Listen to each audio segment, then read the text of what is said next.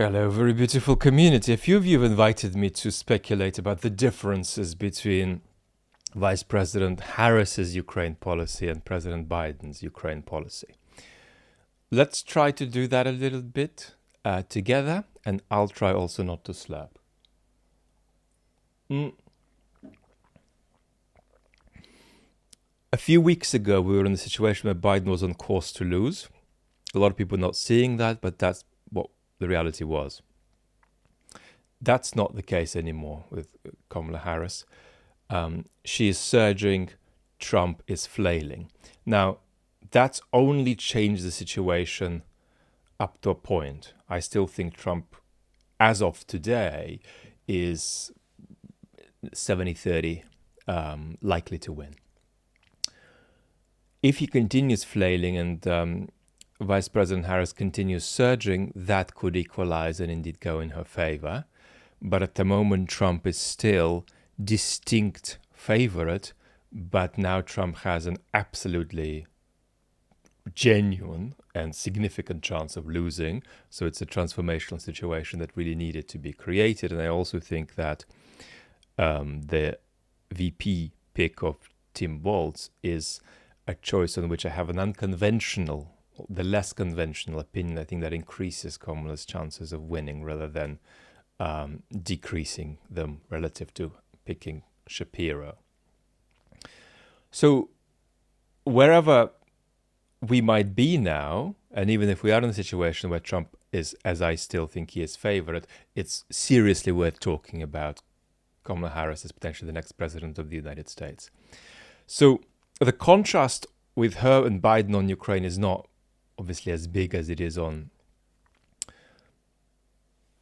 Israel, Palestine, Gaza, where the permissiveness of the Biden administration is difficult for Vice President Harris, even though she can't really even still now speak about it properly, though she too, of course, thinks that Israel is an essential strategic ally for the United States. But how do we make out any differences on Ukraine, which are going to be minor? Well, first of all, while Biden is an inordinately experienced politician, an inordinately experienced practical politician, right? Somebody who has genuine hands-on knowledge of practical politics, that's sort of almost like built into his body. So he's hard to compete with in terms of, all the habits he has built up over all the years of experience of power.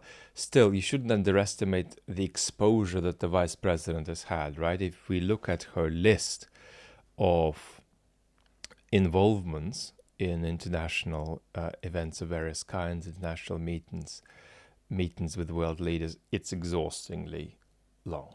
So she has a considerable degree of experience, a degree that is sufficient for us not to worry about her being a neophyte. Now, Biden pushed in domestic politics this story that Trump's a threat to democracy as the number one story. That was a mistake. I've been speaking about that for weeks. And the Harris camp are not pushing that story. In fact, they've rather adopted Tim Walz's term weird. And just like that's one message that Biden was pushing, that Kamala Harris is going to push less, so is the international message about pitting democracy against authoritarianism. It's not that Kamala Harris doesn't see the difference, but she doesn't frame the world in terms of this distinction in quite the holistic and moralized way Biden does. Is that good or bad for Ukraine? I think it's not a significant factor, but I think it's marginally good for Ukraine because Ukraine's own arguments for support have become increasingly moralistic over the last year or two. There have been arguments about democracy and about freedom. There have been arguments that have looked embarrassing from the point of view of many countries that aren't in the West. They have laughed at these arguments. And these arguments are less convincing today than they were 2 years ago. Not because people are that worried about Ukraine engaging in an authoritarian slide because of the centralization, mobilization of the war, but rather because time has passed and that argument just doesn't have grip anymore. People are looking at other things going on in the world. So it's an argument that is less effective for Ukraine anyway. And the fact that the US administration will frame the Russia-Ukraine conflict less in these terms will probably favor Ukraine, actually. And as you know, I believe in Ukraine's case being primarily something that needs to be centered around the security interests of the Western world and European countries. And it needs to be pushed forward with the kind of agenda of Ukraine's geopolitical indispensability rather than various kinds of moral appeal. One thing. I think another difference between Biden and Harris is how much Biden's politics is driven by individual relationships. And here I think that was a great strength of Biden, and partly it's because of his capacity to deal very effectively one-on-one with people and form relationships, that he was a more effective, practical politician than Obama. He had a high capacity, whatever you think of his policies, of getting things done.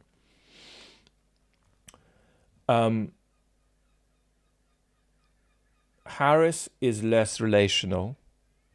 She is closer to sort of coming with a package of American views and American positions and seeing how that relates to a particular issue that's on the table. Now, I'm not saying that distinction makes Harris worse or better for Ukraine, except perhaps in the following sense, that relationally, Biden didn't like Zelensky. And I'll be honest, I don't like Zelensky, and most emotionally intelligent people I know who deeply support Ukraine and like the region, know the region well, do not like Zelensky. I do not think Zelensky is a particularly likable character.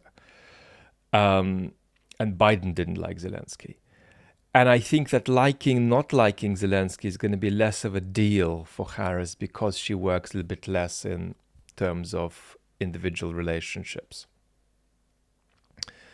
And let me be clear, most Ukrainians wouldn't have liked Zelensky had the war not happened and had he not become this extraordinary war leader. And that's one of the remarkable stories about him, how he went from being a politician who was ungrounded and didn't even own himself properly to becoming one of the greatest leaders of the 21st century. Whatever his faults are, he is that. He is one of the greatest leaders of the 21st century.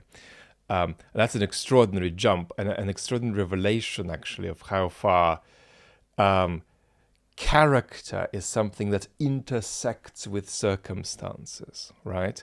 You're walking around, you're useless, and then a dragon starts falling on you from the sky, and it happens that you're especially good at dealing with that situation. And since that is the situation that has occurred, it turns out that you become remarkable.